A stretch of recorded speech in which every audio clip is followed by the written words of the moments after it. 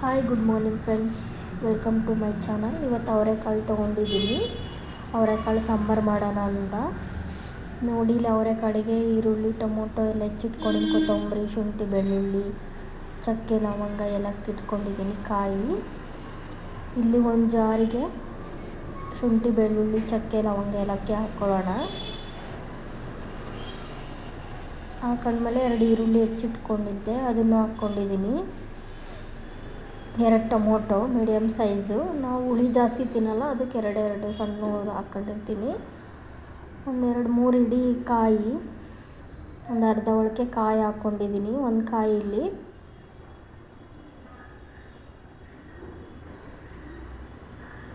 ಅದಕ್ಕೆ ಕೊತ್ತಂಬರಿ ಸೊಪ್ಪು 1 ಹಿಡಿಯುವಷ್ಟು, ಇದಕ್ಕೆ ಸ್ವಲ್ಪ ನೀರು ಹಾಕ್ಕೊಂಡು ಉಪ್ಪು, 1 ಚಿಟಿಕೆ ಅರಿಶಿನ, 1-2-3 ಸ್ಪೂನ್ ಖಾರ ಪುಡಿ ಹಾಕ್ತಿದ್ದೀನಿ. ನಿಮಗೆ ಖಾರ ಎಷ್ಟು ಬೇಕೋ ಅಷ್ಟು ನೋಡ್ಕೊಂಡು ಹಾಕ್ಕೊಳ್ಳಿ, ಮತ್ತು ಉಪ್ಪು ಅಷ್ಟೇ ನಿಮಗೆ ರುಚಿ ತಕ್ಕಷ್ಟು ಹಾಕ್ಕೊಳ್ಳಿ. ಇದನ್ನು ಮಿಕ್ಸಿ ಮಾಡಿಕೊಂಡೆ. ರುಬ್ಬಿದ್ದಾದಮೇಲೆ ನೋಡಿ ಈ ಥರ ನುಣ್ಣಗೆ ಆಗಿರಬೇಕು. ಇದನ್ನು ಸೈಡಿಗೆ ತೊಗೊಂಡು ಒಂದು ಸ್ಟವ್ ಆನ್ ಮಾಡಿ ಎಣ್ಣೆ ಕಾಯಕ್ಕಿಟ್ಟೆ.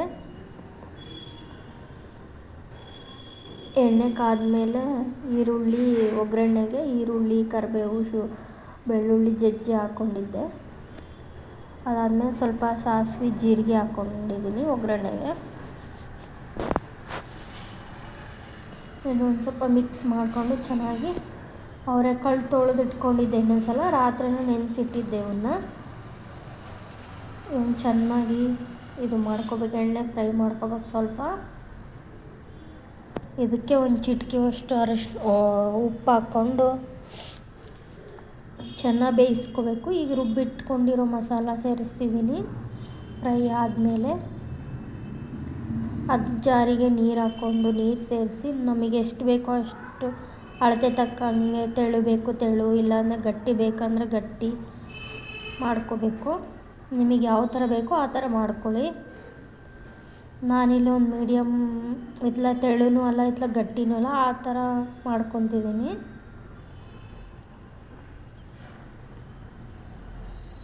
ಇದು ಕುದಿಬೇಕು ಚೆನ್ನಾಗಿ. ನೋಡಿ ಈ ಥರ ಕುದ್ದಿತ್ತು. ಅದಾದಮೇಲೆ ಬಾಗಿಲೆಲ್ಲ ತೊಳೆದು ಈ ಥರ ಬರೆದೆ. ನಿಮಗೆ ಗೊತ್ತಿದೆ ಈ ಥರ ಶುಭ ಲಾಭ ಬರೋದ್ರಿಂದ ಒಳ್ಳೆಯದು ಅಂತ. ಅದಾದಮೇಲೆ ದೇವ್ರು ನೋಡಿ ಈ ಥರ ಇತ್ತು ಪೂಜೆ ಮಾಡೋಕ್ಕಿಂತ ಮೊದಲು. ಆದಮೇಲೆ ಇಲ್ಲಿ ಪೂಜೆಗೆ ಕಡಲೆಕಾಳು ರಾತ್ರಿ ನೆನೆಸಿಟ್ಟಿದ್ದೆ. ರಾಘವೇಂದ್ರ ಸ್ವಾಮಿಗೆ ಕಡಲೆಕಾಳು ಇಡೋದ್ರಿಂದ ತುಂಬ ಒಳ್ಳೆಯದು. ಹಾರನೂ ಮಾಡ್ಬೋದು. ನಾನು ಹಾರ ಮಾಡಿಲ್ಲ ಈ ಸಲ. ಇಲ್ಲಿ 9 ಇವನ್ನ ಹಚ್ಚಿಟ್ಟಿದ್ದೀನಿ ಬತ್ತಿ. ಅದಾದಮೇಲೆ ಈ ಥರ ರಂಗೋಲಿ ಬರೆದು ರಾಘವೇಂದ್ರ ಸ್ವಾಮಿ ಫೋಟೋದ ಮುಂದೆ ಅದಕ್ಕೆ ಎಡೆ ಇಟ್ಟಿದ್ದೀನಿ. ಅದಾದಮೇಲೆ ಧೂಪ ಎಲ್ಲ ಹಚ್ಚಿ ಪೂಜೆ ಎಲ್ಲ ಆಯಿತು. ಇವತ್ತು ಗುರು ಪುಷ್ಪ ಯೋಗಾಮೃತ ಇದೆ. ಅದು ತುಂಬ ಒಳ್ಳೆಯ ದಿನ. 6ರಿಂದ 11:30ವರೆಗೂ ಇದೆ. ಈ ದಿನ ಏನಾದ್ರು ಬೇಡ್ಕೋಬೋದು ನೀವು. ಇಲ್ಲಿ ನಾನು 108 ಸಲ ಓಂ ನಮೋ ಭಗವತೆ ವಾಸುದೇವಾಯ ಅಂತ ಬರೆದಿದ್ದೀನಿ. ಇದನ್ನು ಬರಿಬೇಕು ಈ ಥರ. ನಾನು ಫುಲ್ ಬರೆದು ಇದನ್ನು ಪೇಪರ್ ಮಡಚಿ ರಾಘವೇಂದ್ರ ಸ್ವಾಮಿ ಹತ್ರ ಇಟ್ಟು ಬೇಡಿಕೊಂಡು ಪೂಜೆ ಮಾಡೋದು. ತುಪ್ಪದ ದೀಪ ಹಚ್ಚೋದ್ರಿಂದ ಒಳ್ಳೆಯದಾಗುತ್ತೆ. ನಾನು ಹಾಗೆ ಕೂಡ ತುಪ್ಪದ ದೀಪ ಹಚ್ಚಿದ್ದೆ ಬರೆದು. ಇದನ್ನು ಮುಂಚೆನೇ ಬರಿಬೇಕಿತ್ತು, ನಾನು ಬರೆದಿರಲಿಲ್ಲ. ಪೂಜೆ ಎಲ್ಲ ಆದಮೇಲೆ ಬರೆದಿಟ್ಟೆ. ನೀವು ಪೂಜೆಗಿಂತ ಮೊದಲೇ ಬರೆದು ದೇವ್ರ ಹತ್ರ ಇಟ್ಟು ನಿಮಗೇನು ಬೇಕೋ ಕೆಲಸದ ವಿಚಾರ ಮತ್ತು ಓದಿನ ವಿಚಾರ ಎಲ್ಲನೂ ಬೇಡಿಕೊಂಡು ರಾಯರ ಹತ್ರ ಇಡಿ. ತುಂಬ ಒಳ್ಳೆಯ ದಿನ ಇದೆ ಇವತ್ತು. ಹಾಗೆ ರಾಯರ ಮಠಕ್ಕೂ ಹೋಗಿ ಅಲ್ಲೂ ತುಳಸಿದು ಮತ್ತು ಕಡಲೆಕಾಳು ದಾನ ಮಾಡೋದ್ರಿಂದ ಒಳ್ಳೆಯದಾಗುತ್ತೆ ನಿಮಗೆ. ನೋಡಿ ನಾನು ಕಡಲೆಕಾಳು ಇದು ಇಟ್ಟಿದ್ನಲ್ಲ ಅದ್ರ ಮೇಲೇ ಇಟ್ಟಿದ್ದೀನಿ. ರಾಯರ ಹತ್ರ ಇಡೋಕ್ಕೆ ಜಾಗ ಇಲ್ಲ, ಅದಕ್ಕೋಸ್ಕರ. ಅದಾದಮೇಲೆ ನಾನು ಊಟ ಮಾಡಿಕೊಂಡೆ, ಅನ್ನ ಸಾಂಬಾರು.